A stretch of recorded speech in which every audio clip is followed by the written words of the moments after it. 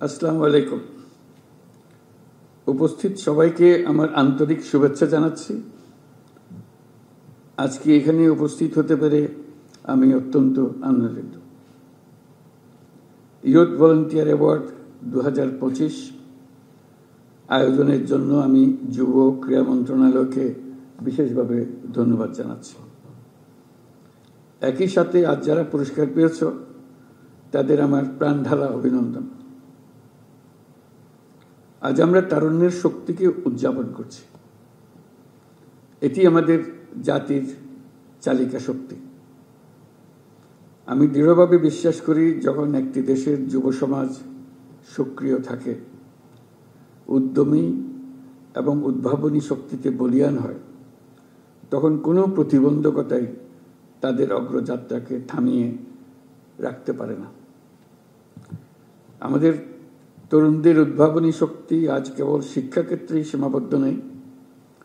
তরুণরা স্বাস্থ্যসেবা, পরিবেশ সুরক্ষা, দারিদ্র্য বিমোচন এবং সামাজিক ন্যায় বিচার প্রতিষ্ঠায়ও অগ্রণী ভূমিকা পালন করছে। এই তরুণরাই 24-এর গণ-অভ্যুত্থানের নেতৃত্ব দিয়েছে। তরুণরাই যুগে যুগে এই দেশের ইতিহাস রচনা করেছে। আমাদের চলার পথে প্রতিনিয়ত নতুন নতুন চ্যালেঞ্জ আসবে। কখনো তা জনস্বাস্থ্যের সংকট, কখনো শিক্ষার অপর্যাপ্ত সুযোগ, আর কখনো পরিবেশগত বিপর্যয়। কিন্তু চ্যালেঞ্জগুলো নিয়ে হতাশ না হয়ে বরং এগুলোকে আমাদের নিজস্ব শক্তি দিয়ে ঐক্যবদ্ধভাবে মোকাবেলা করতে হবে। আশা করি এই কাজেও আমাদের তরুণরা নেতৃত্ব দেবে। স্বেচ্ছাসেবা কেবল আত্মমানবতার কল্যাণেই সীমাবদ্ধ নয়। এটি আত্ম উন্নয়ন, চরিত্র গঠন এবং নেতৃত্বের গুণাবলী বিকাশের এক আদর্শ মাধ্যম।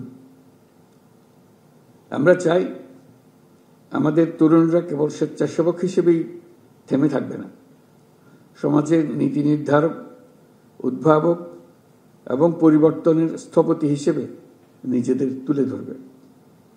এটি তখনই সম্ভব হবে যখন তারা আত্মবিশ্বাসের সাথে নিজেদের গড়ে তুলতে পারবে, প্রয়োজনীয় দক্ষতা অর্জন করবে, নেতৃত্বের গুণাবলী বিকাশে মনোযোগী হবে। আজকের এই পুরস্কার কেবল একটি স্বীকৃতি নয়, এটি তোমাদের জন্য একটা উদাত্ত আহ্বান।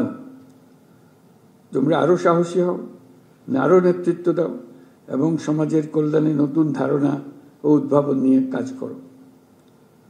সমাজের প্রতিটি ক্ষেত্রে তোমাদের সক্রিয় অংশগ্রহণ অনেক ইতিবাচক পরিবর্তন আনতে পারে। স্বাস্থ্য খাতে তোমাদের একটি ক্ষুদ্র উদ্যোগ হাজারো শিশুকে রোগমুক্ত রাখতে পারে। শিক্ষাক্ষেত্রে তোমাদের সামান্য প্রচেষ্টা দেশের শিক্ষার মানকে বহুদূর এগিয়ে নিয়ে যেতে পারে।